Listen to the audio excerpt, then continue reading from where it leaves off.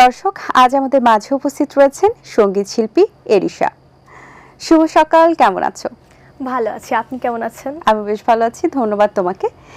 তুমি অনেক ছোটবেলা থেকেই গান করছো, গানের সাথে যুক্ত আছো। তুমি এখন অনেক ছোট, তরুণ প্রজন্মদের মধ্যে একজন। তুমি গান নিয়ে কাজ করছো। সো ছোটবেলা থেকে এই যে গানের প্রতি ভালোবাসা এসেছে কেন, এবং অন্য কোনো সেক্টরে না গিয়ে কেন গানের প্রতি এত বেশি কানেক্টিভিটি তোমার কাজ করছে? আসলে ছোটবেলা থেকেই আমি দেখতাম আমার বড় আপু গান শিখতো ছোটবেলায়। তো ও যখন গান শিখতো আমি ওর পাশে পাশে বসে হারমোনিয়ামটা বাজাতাম। তখন খুব ভালো লাগতো গান গাইতে। সেখান থেকেই আসলে একটা ভালো লাগা, এবং ওই সময় থেকে যখন গানটা গাওয়া শুরু করেছি অন্য সব কিছুর থেকে গানটা আমার বেশি ভালো লেগেছে, সেই জন্য সেটা এখন পর্যন্ত ধরে রেখেছি। বেশ। সো এখন তো নতুন প্রজন্ম অনেকেই গান করছে, কারো কি গান খুব ভালো লাগে? আমি আসলে বেশিরভাগ সময় রবীন্দ্রসঙ্গীত, নজরুল সঙ্গীত এগুলাই শুনি। তাছাড়া কারেন্টলি কোক স্টুডিওর গানগুলো আমার বেশ ভালো লাগে। আচ্ছা, গান শেখা হচ্ছে কোথায়? আমি বর্তমানে ছায়ানটের একজন শিক্ষার্থী। ছায়ানটে আমি সঙ্গীত সূচনার ৩য় বর্ষের একজন শিক্ষার্থী। বেশ। কোন ধরনের গান গাইতে তোমার সবচেয়ে বেশি ভালো লাগে? আসলে বলবো, আমি কোন ধরন বলবো না, আমি লোকসঙ্গীত, রবীন্দ্রসঙ্গীত, নজরুল, দেশাত্মবোধক সব ধরনের গানই আমার গাইতে ভালো লাগে। যখন যেটা মন চাই তখন সেটা গাই। আচ্ছা, এখন কোনটা গাইতে মন চাচ্ছে? এখন আমি একটা লোকসঙ্গীত গাইতে পারবো। ওকে, তাহলে আমরা শুনতে চাই, কোনটি গাইবে? এখন আমি যেই লোকসঙ্গীতটা গাবো সেটা একটা ভাটিয়ালি গান। এটা হচ্ছে বাউকুমটা বাতাস। ওকে। হঠাৎ আরে ডাইনে চল, ডাইনে চল, ডাইনে চল, বাহুকুমটা বাতাস যেমন ঘুরিয়া ঘুরিয়া মহরে, আরে বাহুকুমটা বাতাস যেমন ঘুরিয়া ঘুরিয়া মহরে, ও কি ওরে ওই মতন মোর গাড়ির চাকার পন্থে পন্থে ঘুরে রে, ও কি গাহারি আলমুই চহলং রাজু পন্থে, ও কি গাহারি আলমুই চহলং রাজু পন্থে। বাহ, দারুণ। তোমার গানের ক্ষেত্রে সবচেয়ে বেশি ইন্সপায়ার করে কে? আমার গানের ক্ষেত্রে আমার আম্মু আমাকে সবসময় ইন্সপায়ার করে এসছে। আমাকে কোন ধরনের গান আমি শিখবো, কি ধরনের গান আমি গাইলে আমার ভাল লাগবে, আমি আমার আম্মুর পছন্দ থেকেই আমার পছন্দটা এসছে। আচ্ছা, আন্টিও কি গান করেন কিনা? আম্মু আসলে গান সেভাবে করেন না, কিন্তু মাঝে মাঝে আমি আম্মুর কাছ থেকে গান শুনি। আচ্ছা, গান নিয়ে তোমার ফিউচার প্ল্যান কি রয়েছে? ফিউচারে আমি আসলে এখন আমি পড়াশোনা করছি, আমি ক্লাস 10-এ পড়ি। আর ফিউচারে আমি যাই করি না কেন, যেই সেক্টরেই যাই, জব সেক্টরে, আমি চেষ্টা করবো আমার গানটা সাথে ধরে রাখতে। আচ্ছা, গানের পাশাপাশি অন্য কোনো সেক্টরে যুক্ত হয়েছো কিনা? গানের পাশাপাশি আমি ছবি আঁকি। তারপর আমি গত 3 বছর ধরে কারাতে শিখছি। কারেন্টলি আমি karate black belt, first Dan. এবং কিছুদিন আগে আমার একটা আর্ট এক্সিবিশন ছিল জাতীয় জাদুঘরে। এছাড়াও আমি ছোটবেলায় নাচ শিখতাম এবং এখনও নাচ করতে ইচ্ছে করে। মোটামুটি এইগুলাই করি আমি গানের পাশাপাশি। বাহ, বেশ ট্যালেন্টেড তুমি। এই যে ক্যারাটে শিখছো, ক্যারাটে শেখার পেছনে কারণটা কি? আমরা তো এখন যেটা জানি যে নারীদের সেফটির কারণে অনেকে এটা শিখে থাকে, নাকি শখের বশে শেখা? তোমার কেন স্পেসিফিক্যালি এই সেক্টরে? শুরুতে আসলে শখের বশেই শেখাটা শুরু করেছিলাম, কিন্তু তারপর থেকে আমি বুঝতে শুরু করেছি যে আসলে এইটা আমাদের সেলফ ডিফেন্সের ক্ষেত্রে কতটা জরুরি আমাদের লাইফে, বিশেষ করে আমাদের নারীদের লাইফে। সো শখের বশ থেকে এটা একটা ডিফেন্স কিভাবে শিখবো, কি করব, ওই রকম একটা দিকে চলে গিয়েছে। আচ্ছা, তোমার কণ্ঠে আরেকটি গান শুনতে চাই, এবারে কোন গানটি শোনাবে আমাদের? এবার আমি একটা নজরুল সঙ্গীত গেয়ে শোনাবো, শিউলি তলায় ভোরবেলায়।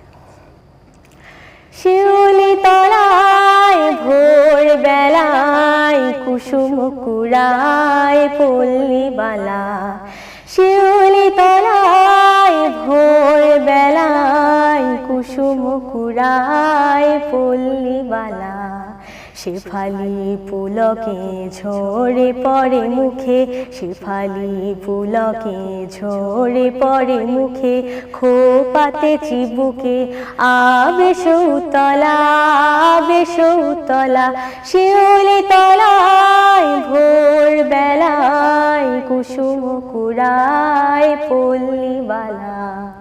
বাহ। এখন তো আমরা আসলে নতুন জেনারেশনের যুগ, কিন্তু একটা সময় 90s-এর যুগ থেকে কিন্তু গান শুনতে শুনতে আমাদের বড় হওয়া। তখনকার যুগে যারা সঙ্গীত শিল্পী রয়েছেন তাদের মধ্যে কি কারো গান ভালো লাগে কিনা, কাউকে আইডল হিসেবে তুমি দেখো কিনা? আমি সামিনা ইয়াসমিন ম্যামের গান অনেক শুনেছি, তার দেশতো বন্ধু গানগুলো আমার খুব ভালো লাগে। তাছাড়া বিভিন্ন যে 90s-এর চলচ্চিত্রগুলো, সেগুলোর গানগুলো আমার অনেক ভালো লাগে। যেহেতু তুমি গান এখন শিখছো, পড়াশোনায় কি হ্যাম্পার হচ্ছে কিনা? পড়াশোনার সাথে আসলে আমি এটাকে ম্যানেজ করছি, যদিও পড়াশোনার চাপ এখন বর্তমানে অনেক। ক্লাস 10-এ পড়ছি, আসলেই সব কিছুর সাথে ম্যানেজ করতে টাফ হয়ে যায়, কিন্তু তাও আমি সব কিছুই ধরে রাখছি। আমার টাইম ম্যানেজমেন্ট, আমার যখন ছায়ানটে যাই সেই টাইমটুকু, আবার গান প্র্যাকটিস করার টাইম, সব কিছু মিলিয়ে ম্যানেজ করতে হয়। আচ্ছা, আমাদের তো দেখা যাচ্ছে এখন টিভিতে অনেকগুলো মাধ্যম তৈরি হয়েছে, ফেসবুক, ইউটিউব, বিভিন্ন প্ল্যাটফর্মে। তো সকলে কিন্তু ভাইরাল হতে চায়, তুমি কি হতে চাও কিনা ইন ফিউচার? হতে চাই, অবশ্যই হতে চাই, কারণ নিজেকে আসলে বড় পর্দায় দেখা এটা একটা অনেক বড় ব্যাপার। যেহেতু এখন পড়াশোনা নিয়ে ব্যস্ত সময় পার করছো, গান নিয়ে সময় পার করছো, অবসর সময় পাওয়া হলেও কি গান করা হয় নাকি অন্য কিছু নিয়ে কাজ করা হয়? অবসর সময় গান তো থাকেই, কারণ গানটা আমার খুব ভাল লাগে। সেটা ছাড়াও আমি ছবি আঁকি, আমার পেইন্টিং করার অনেক অনেক ভাল লাগে পেইন্টিং করতে। কি কি ধরনের পেইন্টিং তোমার পছন্দ? আমি ল্যান্ডস্কেপ আঁকি, তারপর পোর্ট্রেট, স্কেচেস, তারপর পোস্টার কালার, বিভিন্ন ধরনের মিডিয়ার ছবি আঁকি। এবারে তোমার কণ্ঠে আরেকটি গান শুনতে চাই, এবারে কোন গানটি শোনাবা? এবার আমি একটা চলচ্চিত্রের গান গাইতে চাচ্ছি, সারেং বউ চলচ্চিত্রের গান, ওরে নীল দরিয়া। ওকে। ওরে নীল দরিয়া আমায় দে রে দে ছাড়িয়া, বন্দি হইয়া মন পাখি হায় রে কান্দে রইয়া রইয়া। ওরে নীল দরিয়া আমায় দে রে দে ছাড়িয়া, বন্দি হইয়া মন পাখি হায় রে কান্দে রইয়া রইয়া। ওরে নীল দরিয়া।